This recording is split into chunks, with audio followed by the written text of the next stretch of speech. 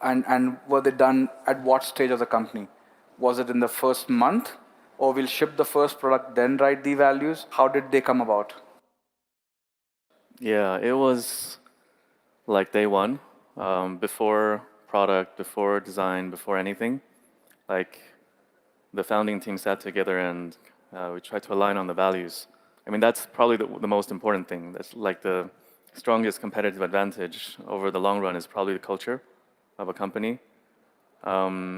We have four values that we aligned on back then, but I think today they're still very much relevant and there's no appetite to make any changes. The first one is be the change.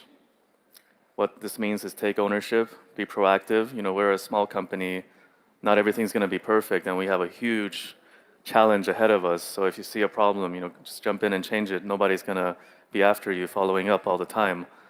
It's kind of like what we did. There's something wrong with this industry. Let's try and be the change and drive some difference. The second one is pride in product, because we're a product company. I think some people might be confused. There's a lot of buzz around our brand, and we're in a PR cycle, and they're good at creating hype and whatnot. But I think, you know, what is hype actually? It's anticipation for a great product. I believe these people might deliver a great product. That's why I'm excited about learning more and following that journey. So that just means you have to actually deliver great products. So if we, I mean, Apple too, people queue up for Apple products because they have a track record of delivering great products. If Apple makes a few generations of poor products, that's not going to happen. So we must always remember that product is the key, no matter what. And I think a lot of people work at companies where they don't really care about the product they ship, and employees are not really proud about the product they ship either. So it sounds like a very easy or simple principle, but you know, living it is really hard. We've had we've canceled products where we already have a lot of sunk cost because before launch we kind of asked ourselves, if we saw this in the store, would we want to pick it up ourselves? And the entire room was silent, and then we just, okay, let's just cancel. It's okay. We take it as a learning. So that's pride in product. The third one is thrive on diversity. And here we don't mean like token diversity. You take a photo, there's like all types, like it's like the United Nations. That's not what we mean by diversity. Diversity is true meritocracy in removing biases around language and culture and geography, and just trying to find the best people in the different functional, with the different functional skill sets to help us build the company and the brand. So for instance, you know, a lot of our industrial design team is in Europe, in Sweden, in the UK, but a lot of our hardware engineers are in China because over the past 20 years, a lot of foreign companies, American companies, have been manufacturing there, and it's just led to a generation of really skilled talent. So how do we really identify the best people in the world at different things and integrate them? That's what I believe is like true diversity. So that's the third value. Fourth value is kind of jarring. It's survive. Some employees will see it and they will say, "Oh, are we running out of money? Is it not going to work?" It's kind of the opposite, because on one hand you can have a great dream and great vision, but if your company is no longer around, then you're not going to be able to even try to accomplish that. So sometimes, you know, pride in product, be the change, survive, they come at a clash. But at the end of the day, you have to be around to have another chance or another day to try and change what you want to change. So those are our four values. Pretty cool. Um, I'll talk about the pride and product piece. I've had a different way of realizing the same thing. What I've noticed is the following. People who have need for applause or understand what will cause applause usually are good people to know. So in our early days, we had a lot of people who had interesting backgrounds in music and poetry to singing to DJing in the early leadership team, because they naturally know very strongly this is not going to work. And it's hard to explain.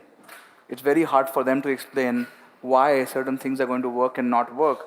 But it's something that somehow innately is known. And it's true for every creative field, right? You will notice that if you go to a great music director and play this thing and you say, is this going to be a hit or not? They're more likely to be predicting that. But if you ask them why, I don't think they can really explain. I thought about this a lot. Gut feeling.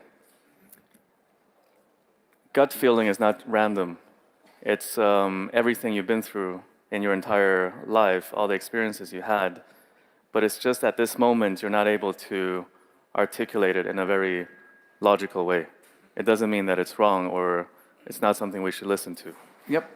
Let's talk about decisions. You did not start with a phone, with a product that was, let's say, of a lower price point, and then you've kind of done phone later on. Was it a conscious strategy? Because you would have just been a big bang launch with a phone directly and get into the news cycles and PR cycles faster. Why take that path? What was the genesis behind that decision? I think it's about recognizing where you are. Back to the topic of survival, like, okay, a lot of the team came from really big companies with a lot of resource, and not just in terms of money, but also supply chain resource, because supply chain is one of the keys if you want to create hardware products. So if you think about it in like a jungle or the food chain in a jungle analogy, a lot of us were lions, but now starting from scratch, we got to recognize that we're not lions anymore, we're ants. We got to start from the bottom of the food chain. So I think if we were to try and create something really complicated from day one, it would have been really, really, really hard. And even if we did, I don't think it would have gone very well. So many troubles. Even creating the headphone, no factory wanted to work with us. Oh, you're a startup company. I never heard about you. I never heard about this company. The market seems pretty saturated. So many players. Why should we work with you? In the end, we had to work with probably the worst factory in the world to produce our headphones. That factory is on the blacklist of several other companies because of issues they've had. And that factory has since gone bankrupt. So we design our products according to a certain spec, right? Our engineers create the product that the factory has to replicate, and the process and the steps that they have to replicate, they couldn't. It led to some issues with our product in the beginning, so our customer service team was working around the clock to replace devices. What we ended up doing is rented 2 apartments next to the factory, put 15 engineers there. They were on the factory floor 7 days a week for a couple of months, manning every station, overlooking every process to make sure that they followed our procedure. That's how we fixed the problem. That's how bad the factory was. So now imagine if we tried to make a make a phone.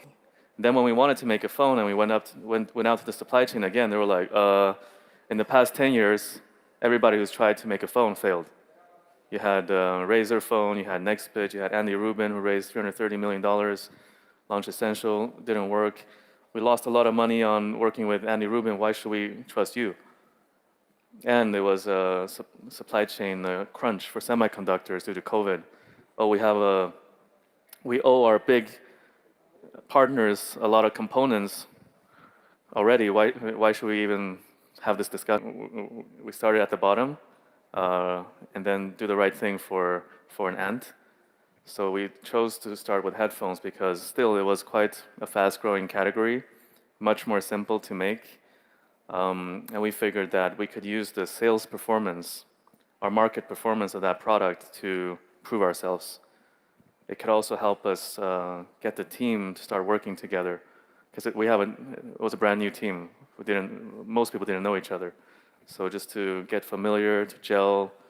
So that's why we made the headphones. And luckily, after shipping hundreds of thousands of units, the factories who didn't want to work with us are now back trying to compete for our business, because at the end of the day, supply chain needs to make money.